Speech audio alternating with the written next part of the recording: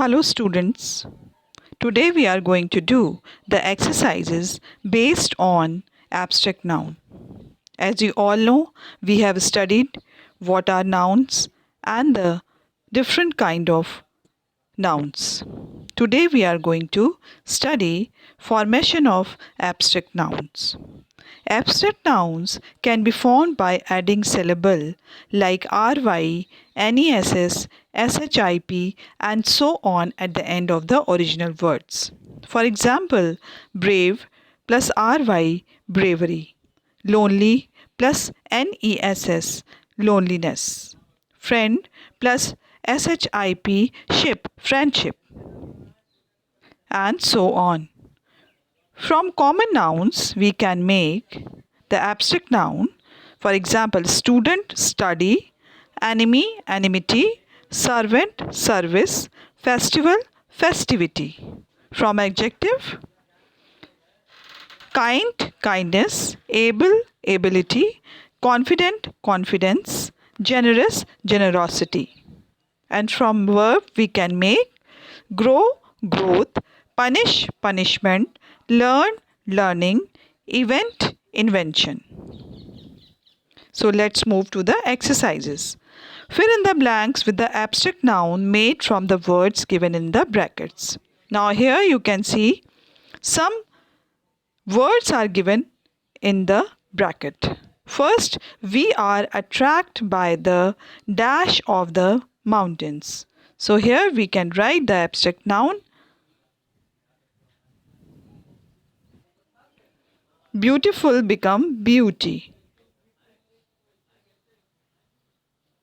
Beauty of the mountains. Ram extended a hand of dash towards his new classmate. Now friend is become friendship because we have add the suffix of ship. Now Jane received dash or not finishing her work. Punishment.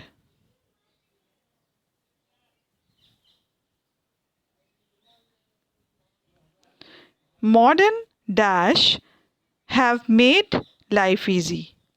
Modern invention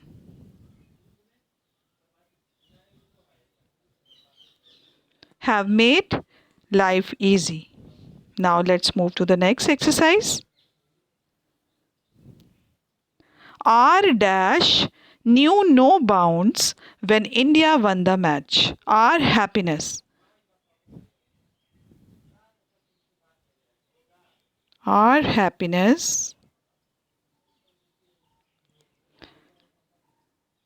Sixth, all dash was lost between the two neighbors. All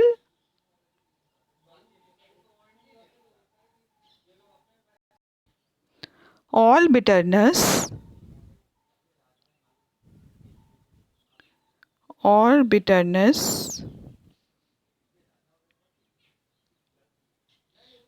has lost between the two neighbors. His dash at the school party made his friend sad. His absence. His absence made the party made his friend sad. Geeta's shy held her back from the participating in the debate. Geeta shyness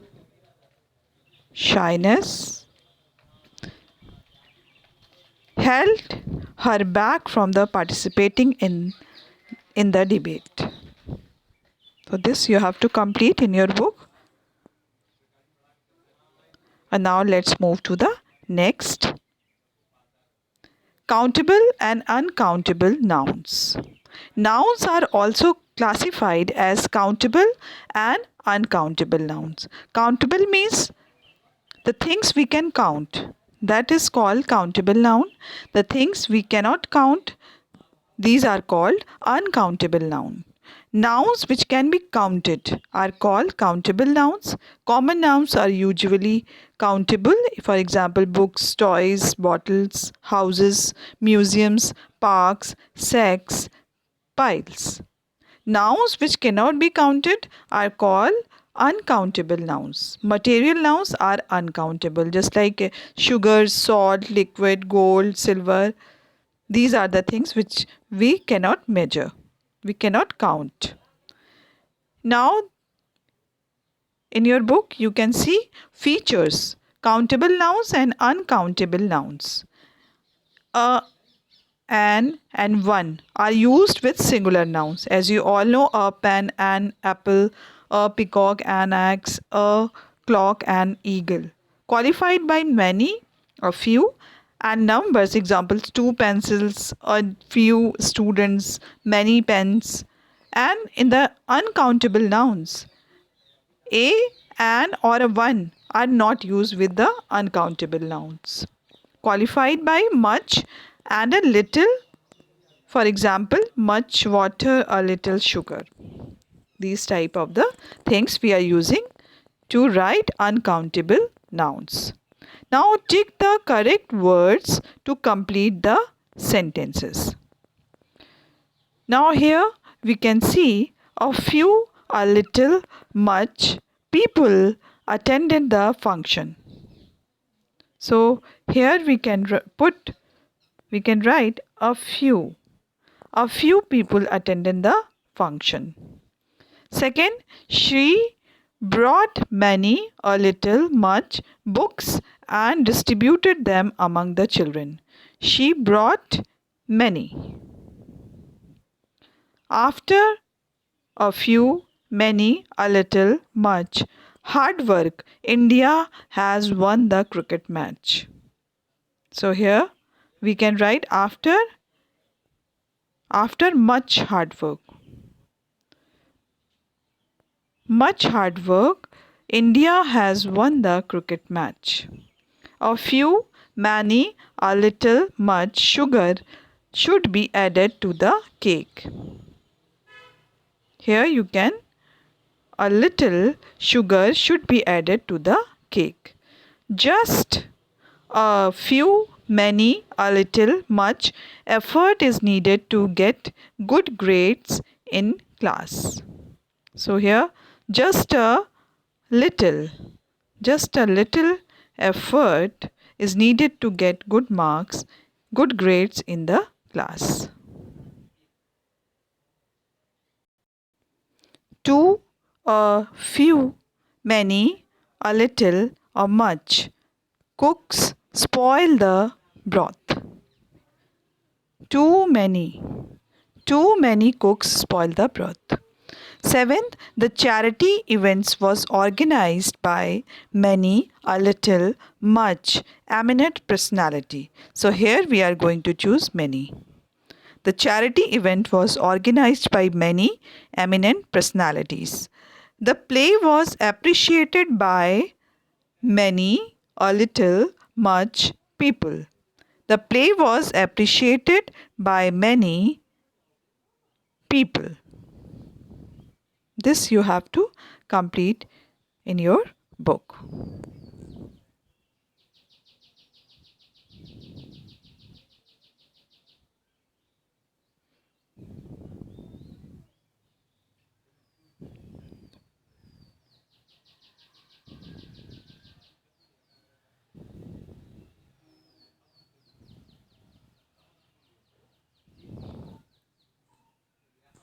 Now let's move to the next section. Common nouns names person, places or object of the same kind like pen, pencil. Proper nouns name any specific people, things, places or organization like Bengaluru, a city, the Statesman's, a newspaper. Collective nouns name a group or a class of the similar things or person taken together and spoken as one whole like crowd, group, flock. Abstract noun names idea or concept, quality, feeling, some state of a being which cannot be touched or seen like hatred, kingdom, syllabus like syllables like RYNESS, SHIP are added at the end of the original word to form a abstract noun. Now, countable and uncountable noun, as you know, are nouns that can be counted, like an apple, an axe, qualified by many, a few, and numbers. And uncountable nouns are nouns that cannot be counted, like salt, water, qualified by much and a little. Material nouns are uncountable nouns like gold and cotton.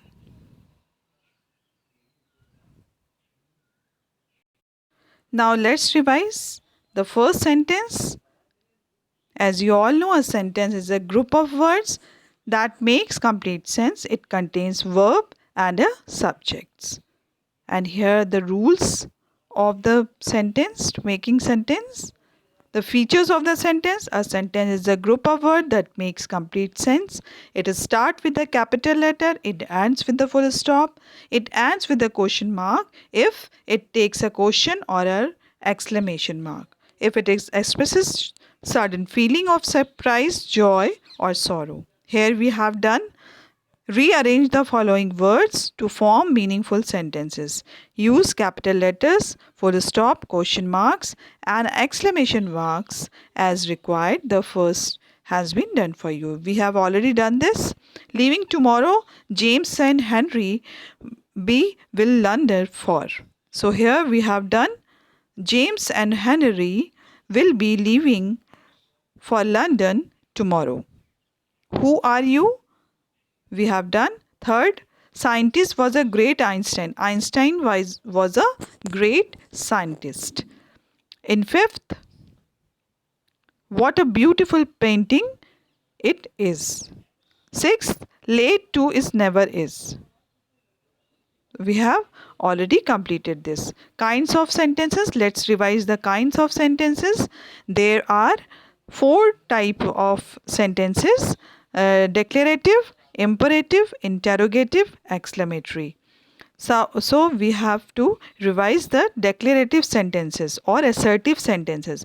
A sentence that declares or states something is a declarative sentence. Declarative sentences are of the 2 types: affirmative and negative. Affirmative means affirm a proposition, and the negative sentence negate a propositions. So here you can see affirmative example of affirmative. He goes to school. The school reopens today. And in the negative sentences, he cannot dance. She is not well. The exercises, based on sentences, answer these questions, then write whether it is a affirmative or negative. The first one has been done for you. Do you study in the college? I don't study in the college. Which is your favorite subject? My favorite subject is this and this.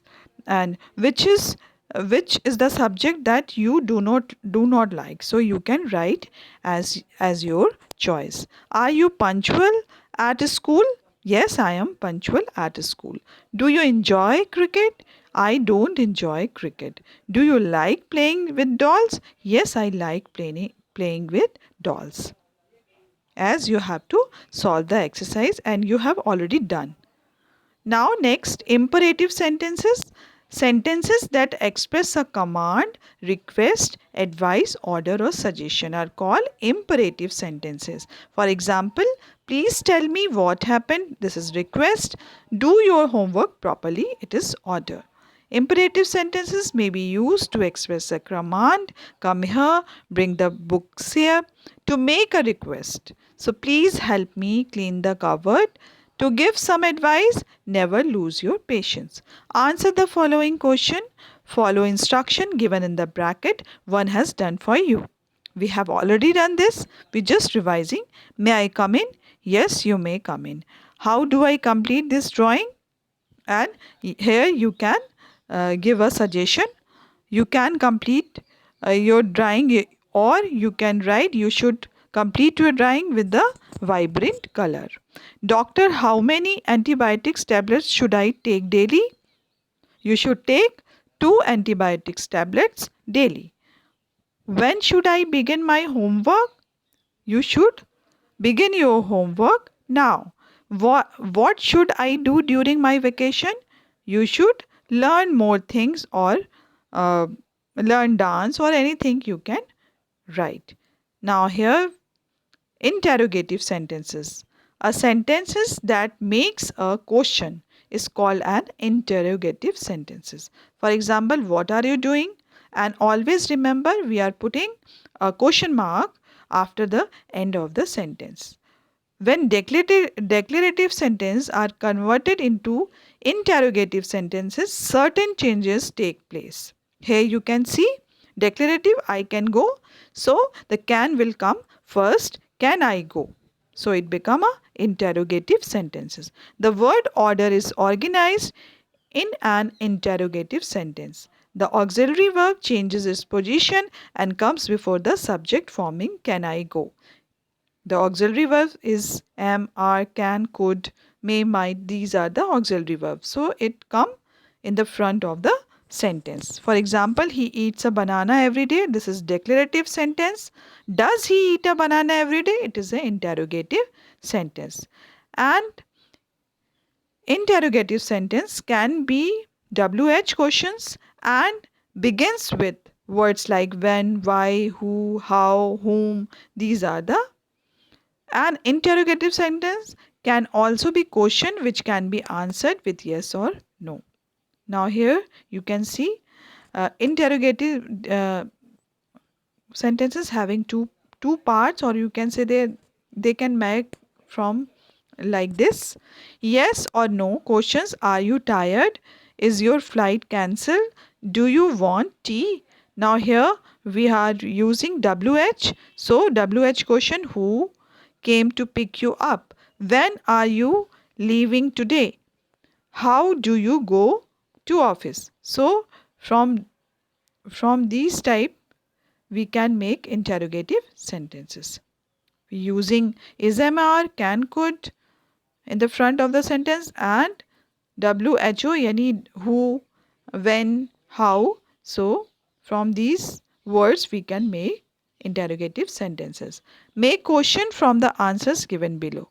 My birthday is in June. When is your birthday? Yes, I completed my work. Don't you completed your work? This is my new pencil box. Is this your new pencil box?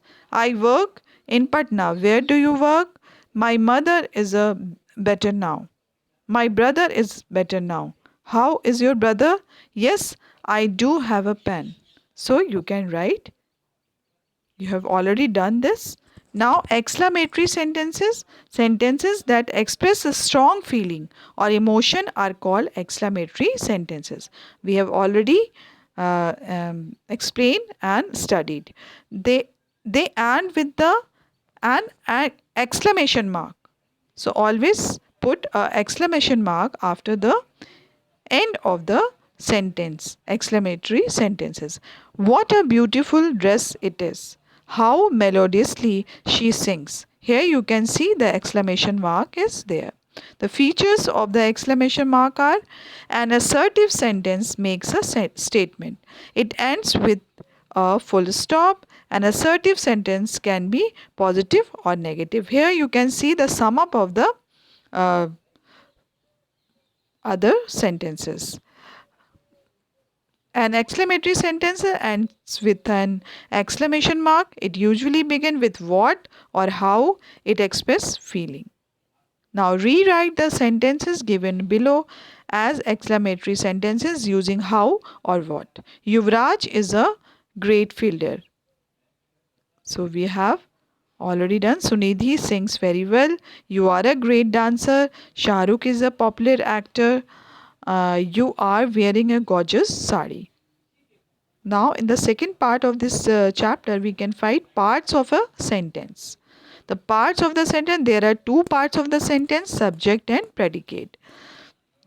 A subject is that part of the sentence that names the person or thing that whom something is said. That is called subject. And predicate, a predicate is a word or a group of words that tells us something about the subject. So now here we can see the example of the subject. The subject in the sentence mentioned earlier, previous page, as follows: my mother, the people in the room, the baby, all the children.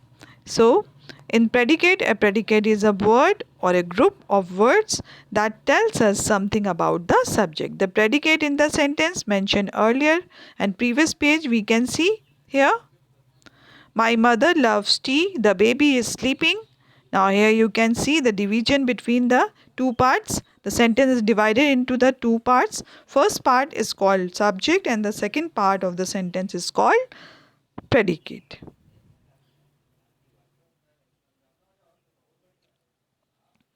Now here the features is given in your book. The subject is usually placed before the predicate, but sometimes the order is changed. The subject remains the same in spite of change in its position. For example, the letter came after a few days. After a few days came the letter. Now here you can say the position has been changed. In imperative sentence, the subject is always you. It is not mentioned but implied. It is always hidden but it is understood. Go there, it means you go there. So you is hidden but it is understood. Have the medicine regularly, it means you have the medicine regularly. So you is hidden over there but it is understood. That is in the imperative sentence. Again, in question and exclamatory sentence, we find out what or who the sentence is about and identify the subject. For example, have you been to the market? The subject is you. Every predicate has at least one verb. The verb changes according to the number of subjects. For example, the dog is barking. This is the singular verb. The dogs are barking. It is a plural verb. The predicate may contain an object, a complement, or an adverb. So here identify the subject and the predicate. Circle the subject and underline the predicate. The first one has been done for you. We have already done this. John is going to the market. So the John is here a subject. He managed to reach home on time. He is a subject and rest of the part is predicate. The king is subject and offered his advice to the farmer. It is predicate. Rose was a princess who slept for 100 years. Rose, in this sentence, Rose is a subject and next part of the sentence is predicate. The lion is a subject, wanted to eat the rabbit. It is predicate. At one's corner of the hall stood Ramu. So Ramu is a subject and other part of the sentence is a predicate. Now we have studied these phrases and clauses. As you all know, a phrase is a group of words that makes sense but not complete sense, since it does not have a subject and a verb. For example, across the road, in the market, of great importance. It is not a complete sentence. A phrase usually forms a part of the sentence but does not convey complete sense. The above example do not have a subject or a verb. Now clauses. A clauses is a group of words with a subject and a verb and is usually a part of the sentence. It may or may not make complete sense. Now for example, the boy is going to the market. So it is the boy is going is a clause. The boy is going is a clause since it has a subject, the boy, and the predicate is going. Now here you can see the phrases. The phrases does not convey complete sense. It does not have a subject and a verb. A clause has a subject and a verb. It may or may not make complete sense. It is usually a part of the sentence. These are the features of the subject and phrases and clauses. Now tick the correct option. She left his house at noon. Is it phrase or clause? We have already done this. Match the groups of words given in the column A with those in column B. this we have already done this. Now nouns, kinds of nouns. Noun, as you all know, a noun is a name of a person, place, animal or thing. It also names an idea or feeling. Identify the naming words: the Henry and Great Britain, in second Mary Kom, in second John and Smith, and in third Mary Kom, in fourth physics, and in fifth Shanu. Kinds of nouns: common noun, proper noun, collective noun, material noun, and abstract noun. Common noun. Common noun, as you all know, nouns that name person, place or subject of the same kind are common nouns. A common noun is a word that does not refer to any particular person, place or thing. It gives a common name to the person, place, animal or thing of the same class or kind. And the proper nouns, nouns that name particular place, person or object are called proper nouns. Proper nouns are words which name specific people, things, places or organization. Sometimes we give names to the pets also. For example, Sachin Tendulkar, Mumbai, India, The Times of India, Park Street and Goa. The features of these nouns, common nouns, are not capitalized, and proper nouns begin with the capital L. These things you have to always remember it. Now let's move to the exercises. Circle the proper nouns and underline the common nouns. Now here we have done Rajiv and Priyanka, the proper noun, and brother and sister are common noun. The capital of Nepal is Kathmandu. The Nepal and Kathmandu are proper noun, and the capital is a common noun. Othello was written by William Shakespeare. So here the Othello and William Shakespeare's are proper noun, and the other thing is the common. Teachers and students work together for the exhibition. So teachers and students are common, and exhibition is also a common noun.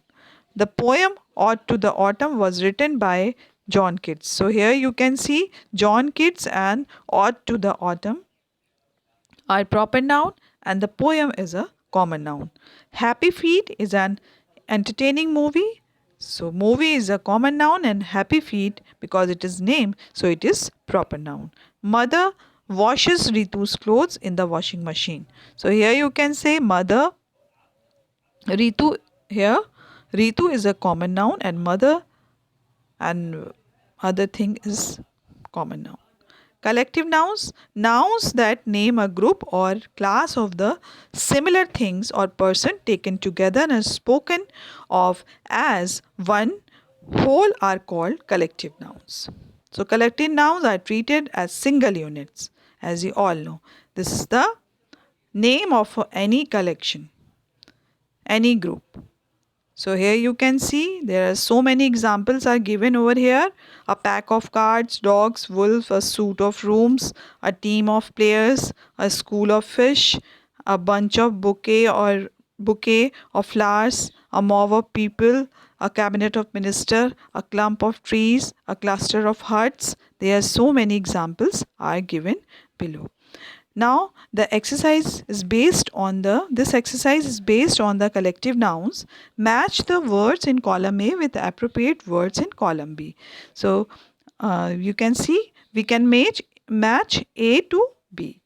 A fleet of luxury cars, an orchard of fruit trees, a crowd of people, an army of soldiers, a library of books, and a suite of rooms. Now material noun, nouns that name material or substance that we see and touch or are ingredient for making things are called material noun. So material noun: gold, steel, coal, copper, iron, wood, clay and cement. These are called material nouns.